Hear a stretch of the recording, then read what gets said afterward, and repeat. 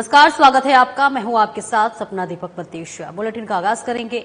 महाराष्ट्र चुनाव के लिए मतदान आगामी 20 नवंबर को होंगे। वहीं बीजेपी ने प्रवासी राजस्थानी को साधने की जिम्मेदारी मुख्यमंत्री भजनलाल शर्मा को दी है। सीएम महाराष्ट्र के कई क्षेत्रों के दौरे कर रहे हैं। शुक्रवार को सीएम पुणे के भोसरी में आयोजित राजस्थानी समाज सम्मेलन को संबोधित किया। इस दौरान उन्होंने महायुति के लिए वोट की अपील के साथ ही महाअघाड़ी गठबंधन को जमकर घेरा। उन्होंने कहा कि महाअघाड़ी गठबंधन नहीं बल्कि ठग बंधन है, जिसने जनता को ठगा। हर राजस्थानी के लिए राष्ट्रवादी विचार ही सर्वोपरि है। महाराष्ट्र में महायुति गठबंधन को राजस्थानी समाज जुटाएगा। आगे क्या कुछ कहा मुख्यमंत्री भजनलाल शर्मा ने, आप भी सुनिए।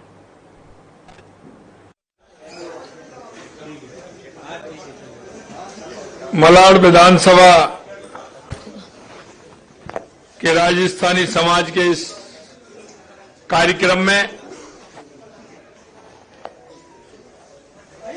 मंच पर विराजमान जो इस कार्यक्रम में अपनी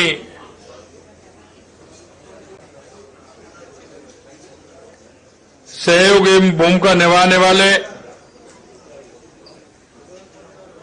भारत सरकार में हमारे कैबिनेट मंत्री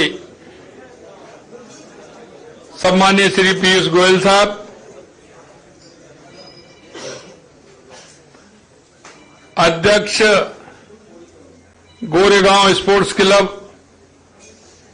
जिन्होंने अभी मेरे को भी इस क्लब की सदस्यता दिलाई, ऐसे डॉक्टर विजय जैन जी, और जिनको अभी आपने सुना और वो जो बोल रहे थे, हमारे इस विधानसभा के प्रत्याशी, वो मन से बोल रहे थे। आपने गौर से देखा होगा कि उनके मन में कुछ करने का जज्बा है। उन्होंने इस विधानसभा को नजदीकी से देखा है, इसलिए उनके मन के अंदर के जो भाव निकल करके आ रहे हैं, मैं धन्यवाद देना चाहता हूं ऐसे डॉक्टर विनोद सेलार जी को, और एक बार उनकी जोरदार ताली बजाइए उनके लिए।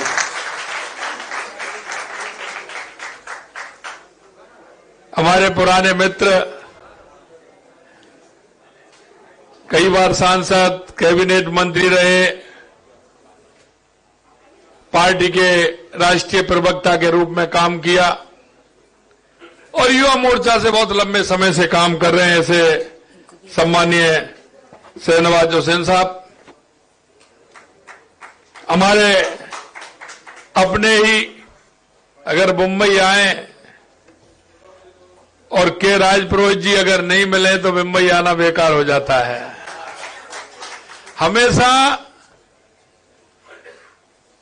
जो इनकी आप भगत है, क्योंकि राजस्थान के अंदर जो एक मेहमान नवाजी है और अतिथि स्वागत है, मैं धन्यवाद देना चाहता हूं राजपुरोहित जी को।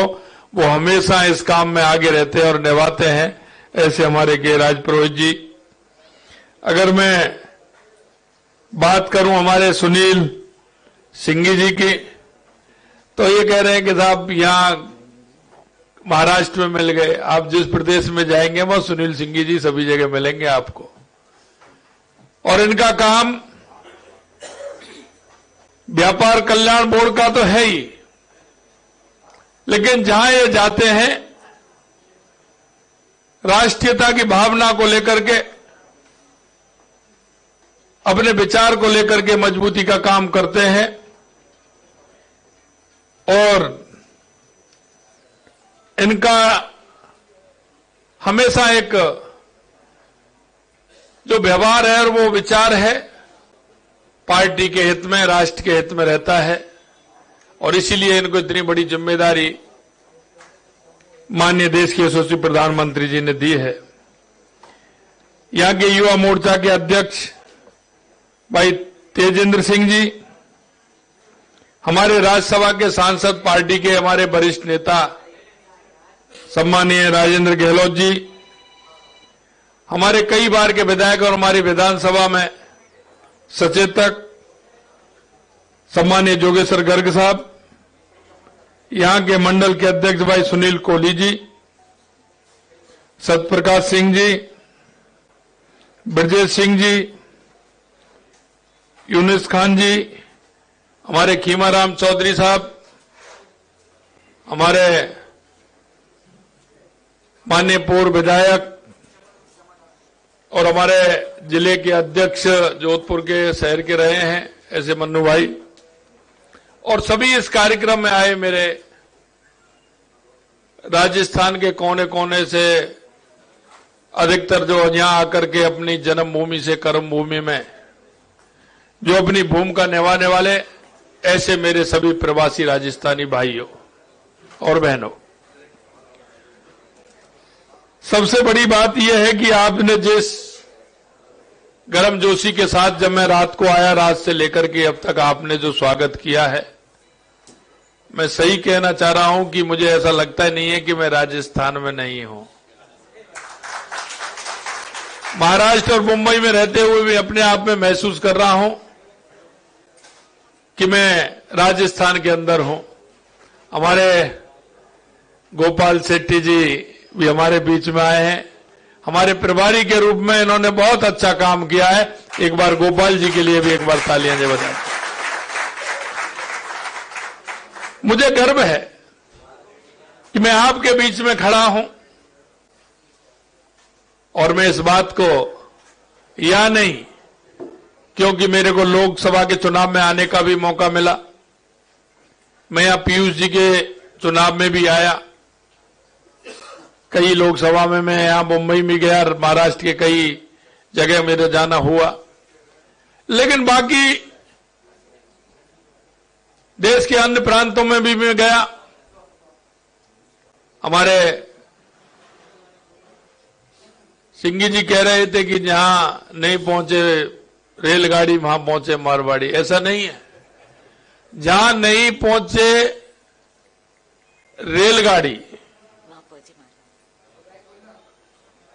जहां नहीं पहुंचे बैलगाड़ी, रेलगाड़ी बैलगाड़ी, वहां पहुंचे मारवाड़ी। और सबसे बड़ी बात मैं आपको कहना चाहता हूं, मुझे प्रसन्नता होती है मेरे भाई और बहनों, मन में, देश में तो है ही, लेकिन बाहर की कंट्रियों में भी मैं गया। हमारे राजस्थानी भाई मुझे वहां भी मिले, और सबसे ज्यादा खुशी मुझे इस बात की होती है कि राजस्थान की मिट्टी की खुशबू आपने सभी जगह फैला रखी है, क्योंकि आपके मन में जो तड़पन है, आपके मन में राजस्थान को लेकर के जो कहा जाता है, क्योंकि राजस्थान महाराणा प्रताप की धरती है, महाराजा सूरजमल की धरती है, त्याग की प्रतिमूर्ति पन्नाधाय की धरती है, भक्ति की मूर्ति मीराबाई की धरती है, और अपने आप को पर्यावरण के लिए समर्पित कर देने वाली मां अमृता देवी की धरती है। जो इस धरती की खुशबू है, मिट्टी है, आप उसे पूरी दुनिया में बिखेरने का काम कर रहे हैं, इसलिए मैं आपको और ज्यादा धन्यवाद देना चाहता हूं।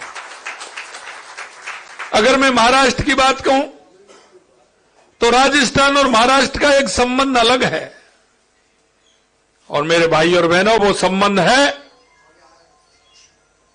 क्योंकि इस राष्ट्र के लिए महाराणा प्रताप और महाराजा सूरजमल ने काम किया, तो छत्रपति शिवाजी ने भी, महाराज ने भी वो ही काम किया। हम राष्ट्र के लिए समर्पित भाव से काम करने वाले हमारे इन महापुरुषों से हमको सीख मिलती है कि हमारा राष्ट्र, हमारी संस्कृति, उसको किस तरह से हमें आगे बढ़ाना है, और आगे बढ़ाते हुए हमें जो राष्ट्रीयता की भावना जो हमारे अंदर, मन के अंदर समाहित है, उसे हमें किस तरह से बिखेरना है। मैं आपसे यही कहना चाहता हूं, भले वो व्यापार के लिए अपनी जन्मभूमि से कर्मभूमि उन्होंने किसी भी प्रांत के किसी भी शहर में बनाई, लेकिन आज वो अपनी संस्कृति से, अपने विचार से, अपनी मिट्टी से जुड़ा हुआ है। मुझे प्रसन्नता होती है मन में जब राजस्थान का मेरा भाई उस सामाजिक सरोकार के काम से भी जुड़ा हुआ है।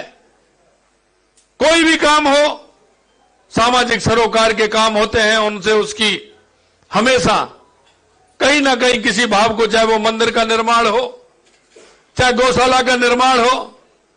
मैं बंगाल के अंदर गया, मैं आसाम के अंदर गया, वहां भी मेरे को रांची, मैं झारखंड रांची गया तो वहां भी उन्होंने कहा कि साहब हमारी गौशाला है। तेलंगाना के अंदर गया, वो मेरे को गौशाला के अंदर लेकर के गए। उन्होंने वहां खाटू श्याम जी का मंदिर, बहुत ही अच्छा भव्य मंदिर बना रखा है। मैं आपको कहना चाहता हूं, चाहे शिक्षा के क्षेत्र में हो, चाहे चिकित्सा के क्षेत्र में हो, चाहे सामाजिक सरोकार के क्षेत्र में हो, मैंने देखा कि उन्होंने ऐसा काम अपने हाथ में लिया है।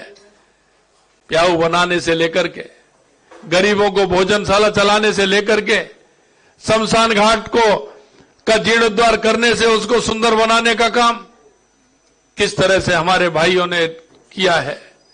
और मैं एक बात और कहना चाहता हूं कि आपका क्षेत्र कोई समझे कि एक सिर्फ उनका व्यापार है, व्यापार नहीं, सामाजिक सरोकार के कारण जहां भी हैं वहां उन्होंने अपनी मेहनत से, अपने कर्म से पहचान बनाने का काम भी उन्होंने किया है।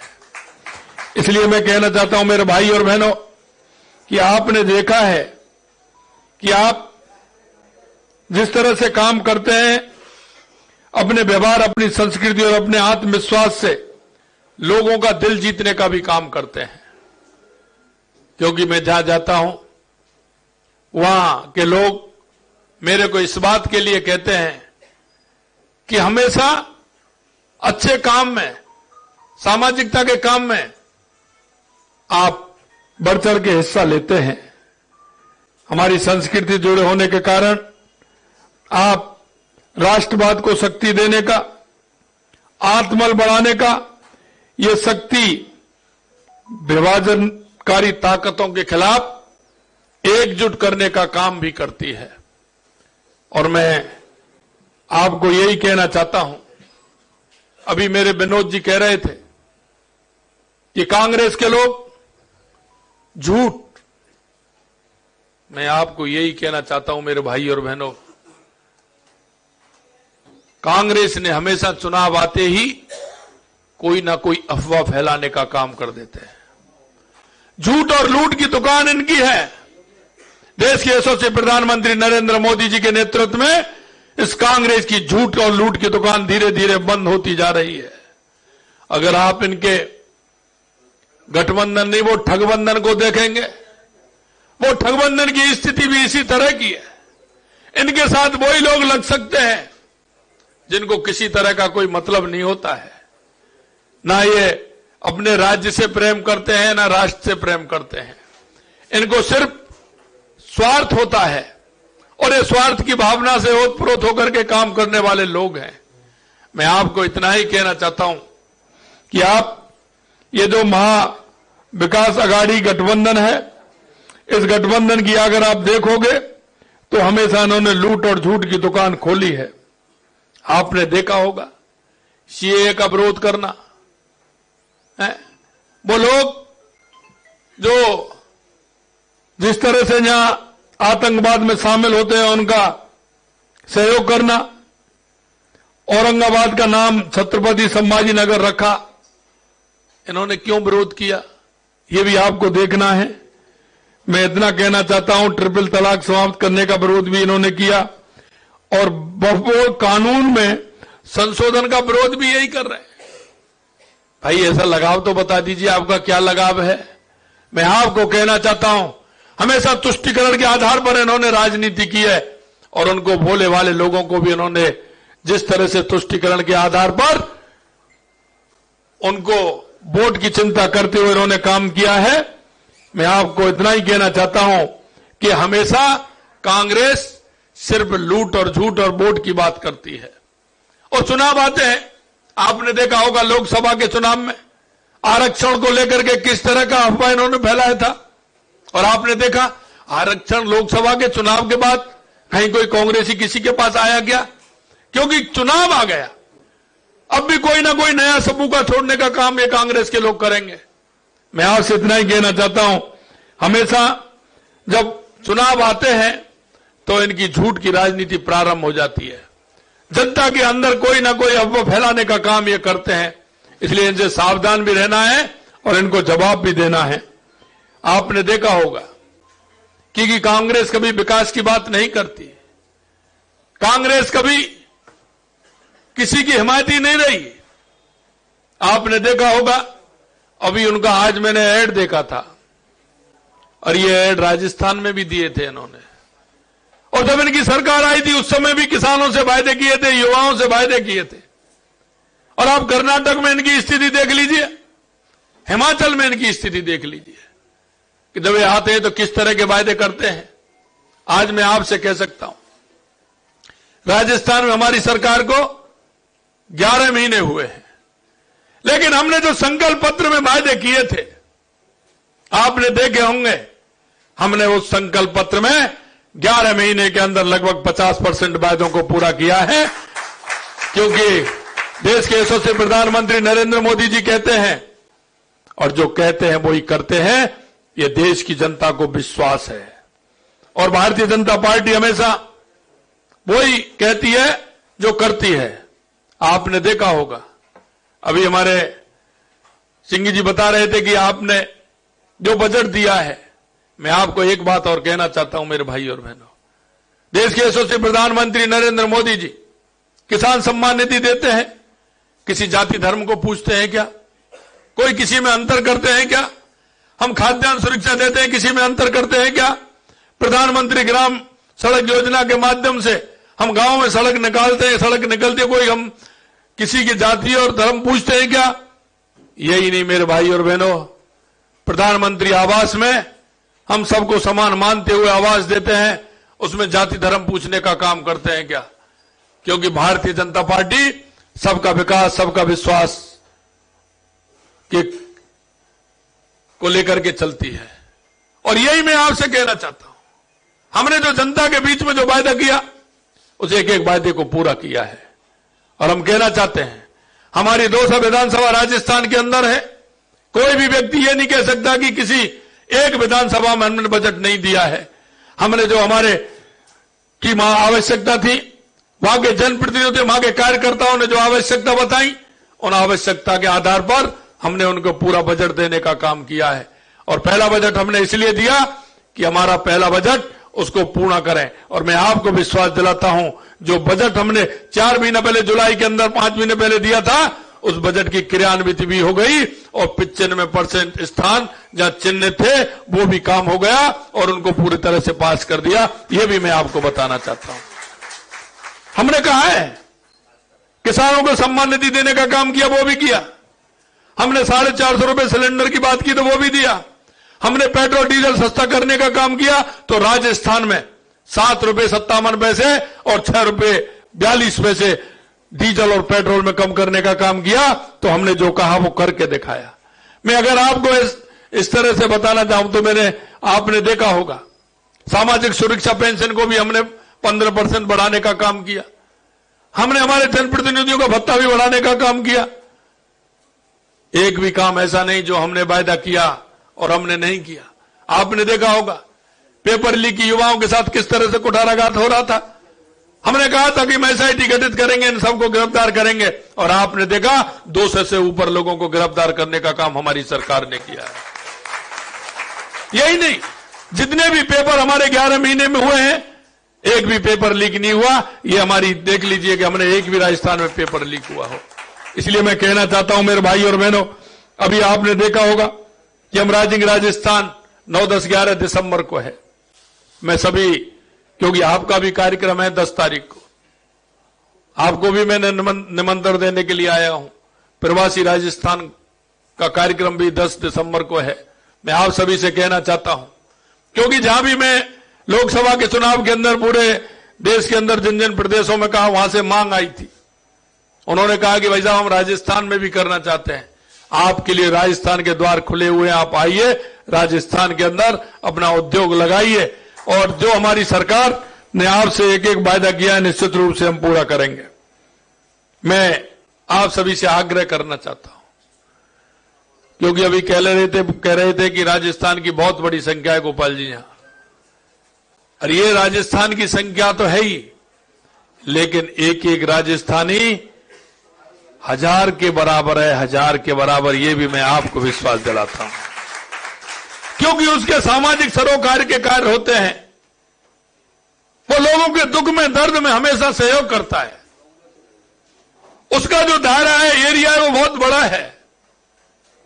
इसलिए मैं आप सभी से कहना चाहता हूं, आप उस अपने दायरे को और बढ़ाइए, सब लोगों को बताइए।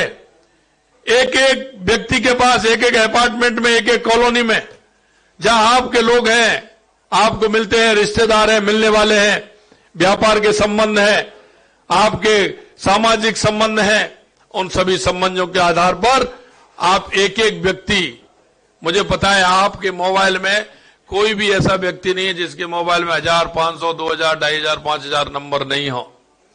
उन सभी को मैसेज करिए, उन सभी को बताइए कि आवश्यकता है आज ऐसी सरकार की जो हमारे महाराष्ट्र का विकास कर सके, हमारे मुंबई का विकास कर सके।